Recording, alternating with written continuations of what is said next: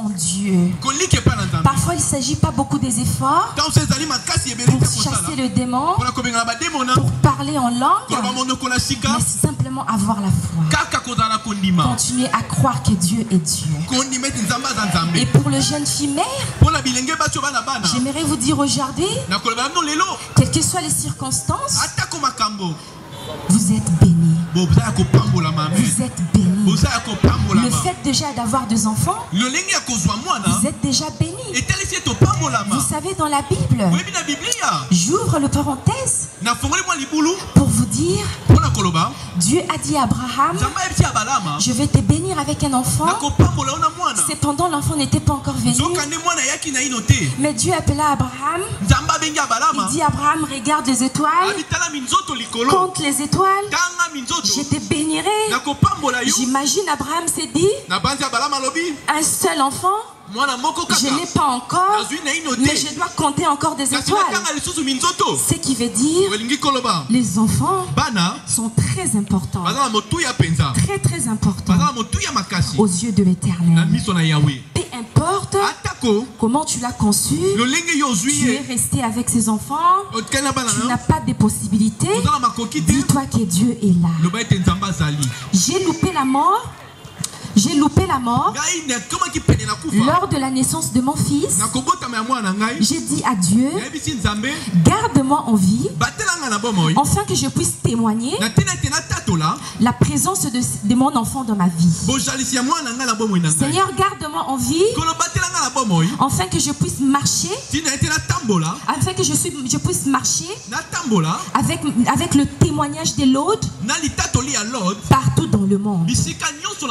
Le moyen pour moi de témoigner le Seigneur, c'était de commencer par avoir Waked. Puisque nous avons Waked, ça me permet de parler de Dieu, ça me permet de témoigner Dieu, et ça me permet aussi de vous aider, de aider d'autres femmes. Je vous encourage aujourd'hui de continuer à croire. Dieu est là. Les enfants, c'est le bénédiction de l'Éternel. Les enfants, c'est les bénédictions de l'Éternel. Dieu ne vous laissera pas. Ça ne dépend que comment vous allez shifter dans la foi, par la détermination, et Dieu va vous visiter. Nous sommes tous bénis d'être appelés les enfants de Dieu.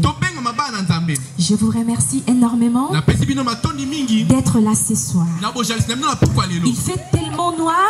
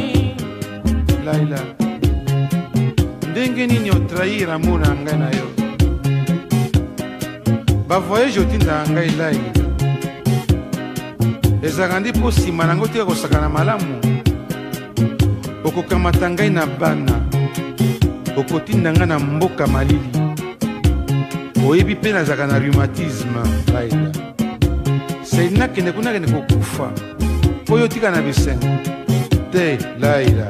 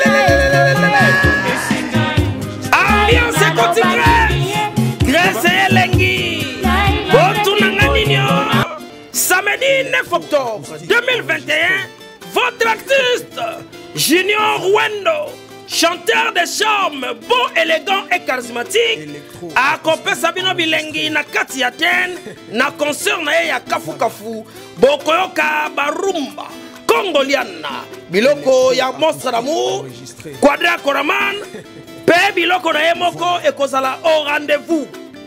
Enfin, David Mumbele a séparé ici na Grèce le 9 octobre, Junior Wendo. La boîte Axiom boîte. Nazali wana en playback.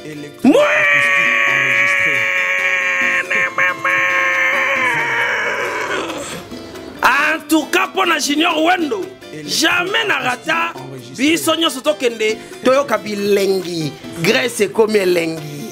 Ayokania! Mona yo chature, les lobos qui sangana koma malolé. Achille Bopeso. Kilo ya nzete ezalaka na mosisa oyo anga bolingo efanda na motema kerosene kero papa kinzo toli opesa evanda na motema tanga lelo bolingo ekoli na mama soki na soye meza mpona yo rika sheri moteme mpona yo Noto na ngai na lota solo na bomwana ye ke okozala mami. Ambiance TV à moi c'est à bébé. Et là ici c'est 3 jours Air Force One l'avion du maître mais c'est mon père. Tous s'abonner biso nyonso na Ambiance TV. Awa ambiance na ambiance. Ambiance. Tote ambiance. ambiance. Tochaka, ambiance TV. Toke, ambiance TV. Il y a Rita de Bundes, la patronat. Ambiance TV, cette fois-ci, c'est la star Karine Kibilou. Azo Bandako Banda Solo, Kalate. Ambiance TV, n'est ma solo. La carte Ambiance TV, on a beaucoup de mission et belé. Bobi Belouana. Et ça va présenter par la star Karine Kibilou, la fille des chances. Et bon, nous, on n'a pas titan. On a une mission dans la carte Ambiance TV. Abonnez-vous massivement. Et beaucoup CP la maramba bien avec la star Oyalobara. À Kota, à Kenda. Abonnez-vous. Ambiance TV, Rika de Bundes, la patrona. Balubi azawa na kangi makamunyosu na poto kangi makamunyosu na kisasa. Ambiance TV ici. Ambiance et au côté na gauche, et côté na droite. Yeli kolo kangi tina se.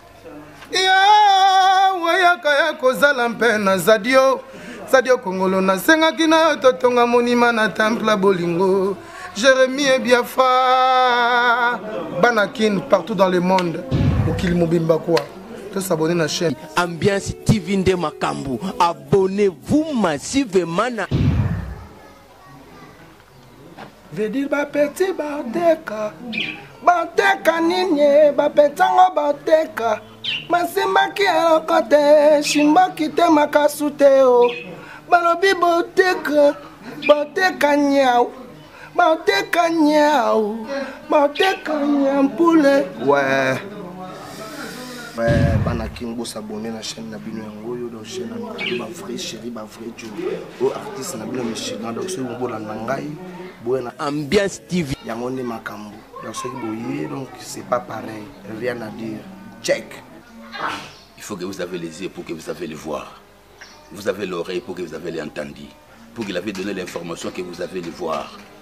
Kini Mobimba, monde entier, entendre beaucoup d'informations. Toute l'information du monde, vous avez entendu ça ici. On vous avez les naissancés, mais vous n'avez pas donné l'information dans les enfants. Quand vous avez encore l'âge de l'enfant, maintenant vous avez les grandis, vous allez venir pour qu'il avait l'informer tout le monde, pour qu'il avait les voir. Les musiques, les théâtres, les footballs, tout, les politiques, tout. Soyez dans les patients. Paris,